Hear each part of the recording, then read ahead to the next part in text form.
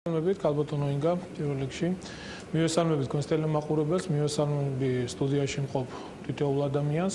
რაც შეეხება კონკრეტულ შეკითხვას უგულავასთან მიმართებაში, აქ იკვეთება სერიოზული დანაშაული.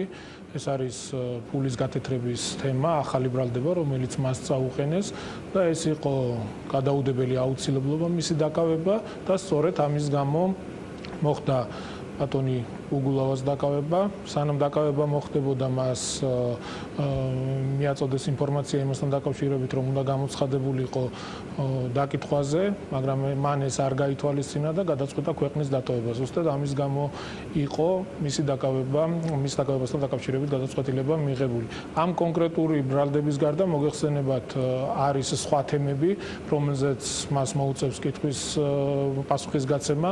ეს თემები ეხება მოგეხსენებათ იმედის თემას, ტელევიზია იმედის თემას, ასევე არის City Park-ის თემა, არის 48 მილიონის გაფლანგვის თემა და სხვა უამრავი თემები. თუმცა იგი სასამართლომ არ დატოვა პატიმრობაში, როდესაც პირველად მოხდა სასამართლო პროცესი, როდესაც გაიმართა. მე ერთი რამ მინდა კითხო, თავად გიგი უგულავამაც კომენტარში აეროპორტში განაცხადა, რომ ეს იყო ბიძინა ივანიშვილის პირადი შურისძიება, ვინაიდან იგი არ ემორჩილებოდა და არც აპირებდა, რომ ქედი მოეხარა ყოფილი პრემიერის წინაშე.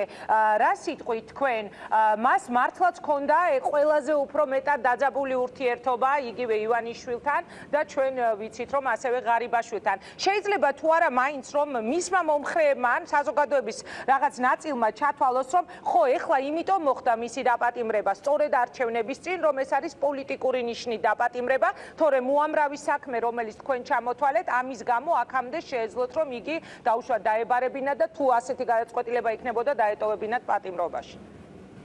არა, კალბატონო ინგა, ბატონი ბიძინა ივანიშვილი ნამდვილად არაფერ შუაში არ არის. ეს არის მიზანმიმართულად ქმნიან ბატონი უგულავას ირგვლივ რაღაც მითებს, რომ თითქოს ის არის ასეთი მამაცი, ასეთი შეურეკელი ადამიანი, რომ მან ზუსტად ბატონ ბიძინა ივანიშვილს არ დაუხარა თავი, ჯერ საერთოდ რა შუაშია ივანიშვილი ამ კონკრეტულ საქმეებთან დაკავშირებით, კონკრეტულ თემებთან დაკავშირებით. ახსენა უგულავა ფაფარაშლილი ლომივით იყო, ჩვენ მოვისმინეთ მისი შედარება და შესაძლებელია შედარება იყო კონკრეტულ ფაქტთან დაკავშირებით. მარნეულში ჩვენ გვახსოვს უგულავას ქმედებები, მე ბოდიში მოიხადა თავის ჩადენილ დანაშაულთან დაკავშირებით, მაგრამ კონკრეტული საქმე სისხლის სამართლის დანაშაულს ეხებოდა, ის რაც მან მარნეულში გააკეთა თავის მომხრეებთან ერთად, შეუვარდა ფაქტიურად საოლქო კომისიის თავმჯდომარეს და როგორც იტყვიან, თავზე დაახია ოლქის მიერ მიღებული გადაწყვეტილება. ეს არის სისხლის სამართლის დანაშაული, რომელიც მან ჩაიდინა,